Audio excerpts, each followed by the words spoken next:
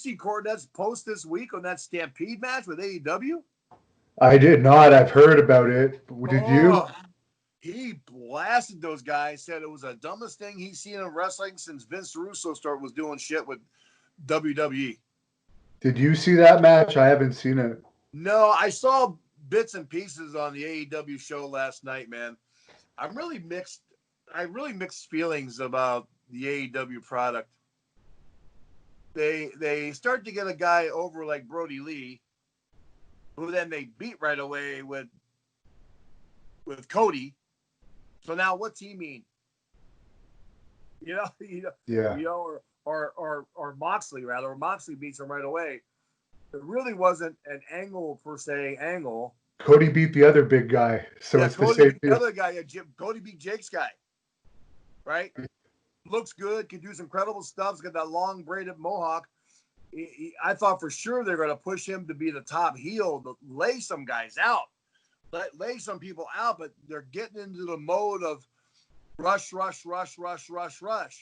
Let's give a guy a couple cheap wins and let one of the other top guys beat him. That's what they're doing. You know what I mean? And that's what I'm afraid they're getting into that mistake. And now they're getting into Arn Anderson comes out with Cody. Taz now is coming out with somebody else. Jake's coming out with the guy, that other guy. I mean, there's too many. Now you have a bunch of guys coming out with other guys. What does that mean? You know what I mean? I mean, you had Brandy Rhodes coming out with Goldust and Cody. Right. I mean, there's every match has got a manager out there now. Everyone, pretty much. And Brandy is a heel too, isn't she? And yet Cody she kind of turned babyface now again, but okay. You know what I mean? Then they had a girls match the other day with Shida and Nyla Rose and that Statlander girl that's supposed to be an alien, right? And it really, to be honest with you, man, I thought it set girls wrestling back freaking 20 years. It wasn't this last weekend on the pay-per-view because I didn't see that one, but it was the match before TV to set it up. It's just too much turning around, waiting for the girl to do the move, and facing her when you're doing a move. And if it's supposed to be a shoot-looking thing, you should be facing your opponent. It's like someone going to punch you and you go like this, you know. And they all should know better than that, you know. They're better product than that. Or if you're not, you should be getting your butt in the ring and practicing it before the show starts. And I don't know if you saw this picture, but they tweeted out a picture after the pay-per-view of Jake, his guy, Arn, and Cody, Mike Tyson in the middle with Tony Khan, and they're all smiling around the belt. Oh, like yeah. just See, like they're all friends. That's just like so stupid. I don't know.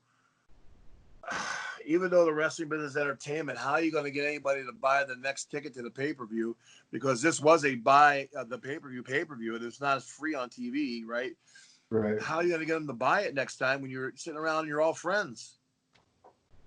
You know, and then they had on TV, I don't know if you saw last night's show.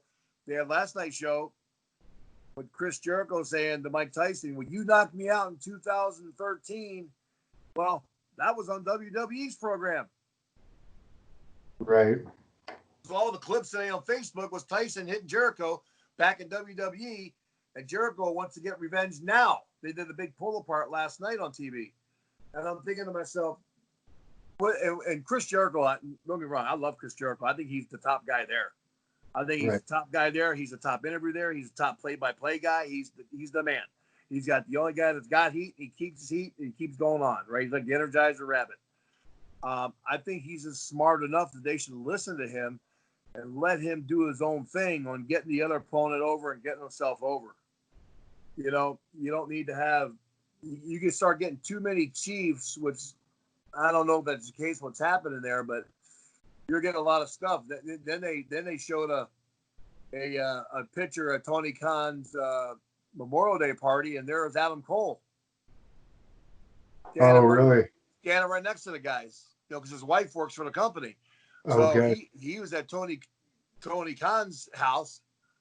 I mean, that might get him some heat.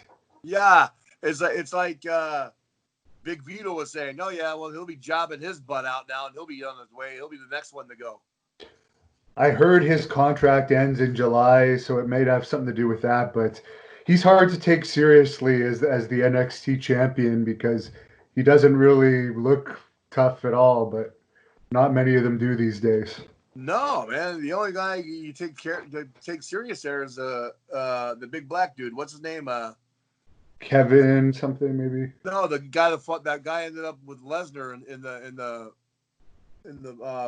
the Battle Royal, or the Royal Rumble.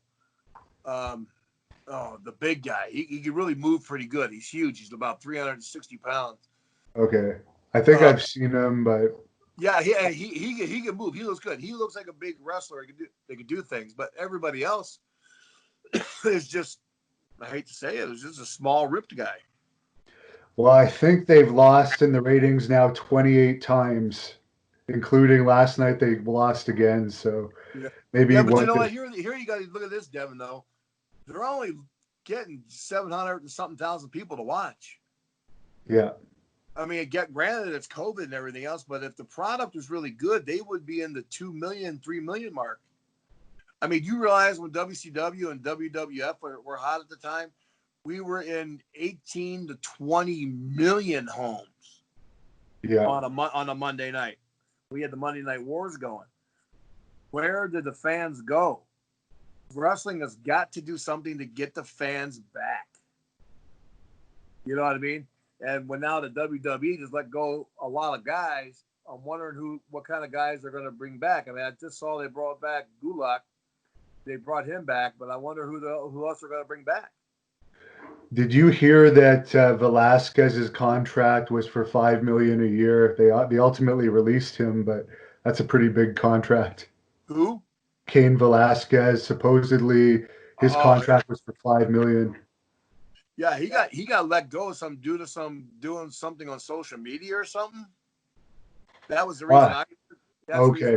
Yeah, there was something to do with social media. And the fact that I don't think he was on the up and up about his knee, as bad the injury as it was, too. You know, that another thing to do with it. And then they found out, now his knee, I guess his knee's really shot. But then again, what's he going to do? I mean, Lesnar smoked him over in Saudi Arabia, so that didn't work out well. Thank you for watching the Hannibal TV. Please like this video if you enjoyed it and click the subscribe button to not miss any of our latest shoot interviews, match videos, or news updates. Support us on patreon.com for $1.99 a month to watch our full shoot interviews ad-free and help our channel grow. Follow us on Twitter at the Hannibal TV for instant updates.